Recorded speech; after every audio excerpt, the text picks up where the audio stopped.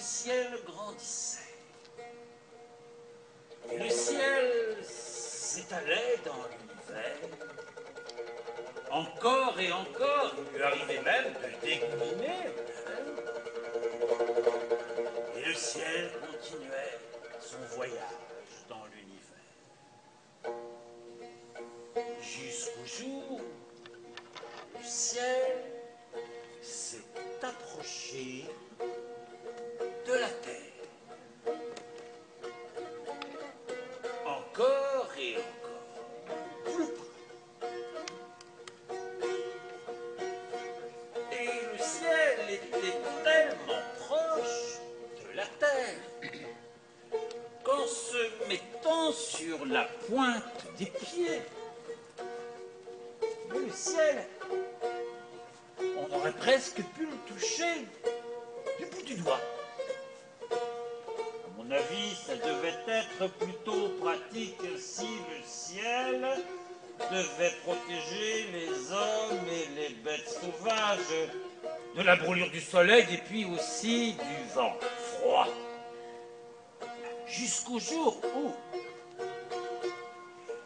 deux femmes de la savane se mettent à piler le mil, comme elles ont l'habitude de faire là-bas, devant la porte de leur case. Elles prennent leur pilon et le balancent dans le mortier. Elles prennent leur roue là et le balancent dans le lit. Tour à tour. Et ce jour-là, elles le font avec un tel train que ça surprend les enfants. Et les enfants s'approchent et pour encourager les deux femmes, les enfants se mettent à claquer dans leurs mains.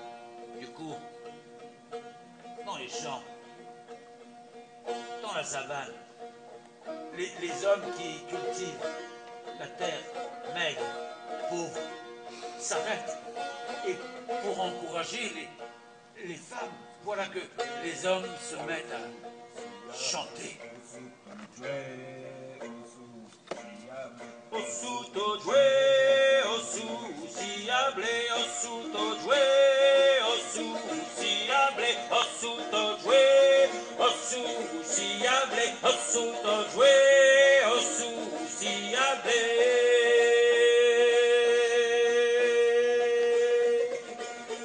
C'est toute la savane qui est en fête.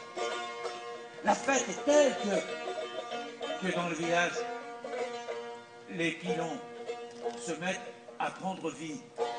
Ils rebondissent seuls maintenant dans les mortiers. Et les femmes dansent tout autour et les enfants claquent toujours dans leurs mains. Et les hommes continuent de chanter. Osuto joué, osu si ablé, osuto joué, osu si ablé, osuto joué, osu si ablé, osuto joué, osu si ablé. Hi, hi, hi. Ça c'est le ciel qui grille. Ben oui, parce que les pilons finissent par monter le ciel, par les trouer d'elle. La douleur devient insupportable, à tel point que le ciel s'éloigne. Le ciel finit par trouver cette place, celle qu'il a encore aujourd'hui. Au-dessus du ciel vit une femme belle comme seule peut l'être la fille des nuages. Chaque jour, la fille des nuages, avec son seau, va puiser de l'eau à son puits. Et ce jour-là, quand elle rentre chez elle, elle entend la fête dans la savane, sur la terre. Elle pose son seau à ses pieds et elle se met à danser. Elle se met à danser tant et tant que elle finit par renverser son seau et l'eau se répand à travers les trous du ciel. Il pleut sur la terre. Miracle! Le lendemain, la rivière de la savane s'est remplie. Une oasis est apparue dans la nuit. Des cocotiers, des bananiers, des palmiers, des fleurs de toutes les couleurs. Et c'est la vie là en plein désert. C'est extraordinaire. Sauf que dans le désert, c'est toujours la même histoire. La sécheresse revient encore et encore. Mais les deux femmes de la savane savent y faire. Elles reprennent leur pilon. Elles reprennent leur mortier. Et elles pilent le mil. Et elles pilent le mil. Et les hommes prient. Et si jamais il fait nuit, la fille des nuages les éclaire à la bougie. Ainsi la lumière filtre à travers les trous du ciel. Ce sont des paillettes d'or qui se reflètent dans la rivière de la savane. Hein?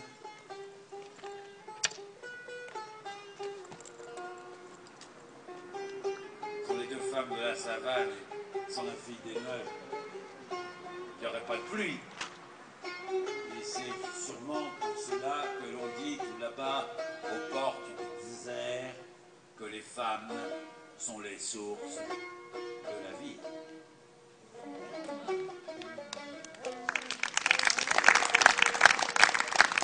Hosu tojwe, hosu siable, hosu tojwe, hosu siable, hosu tojwe, hosu siable, hosu tojwe, hosu siable.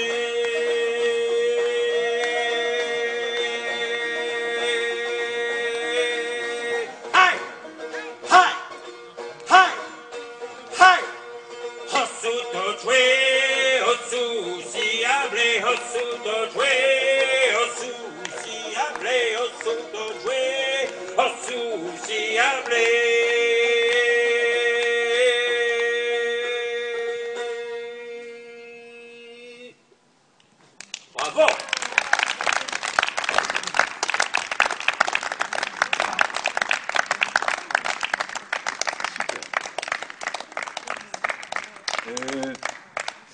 Je peux te demander? Voilà, c'est la fin. Attends, j'ai le micro là.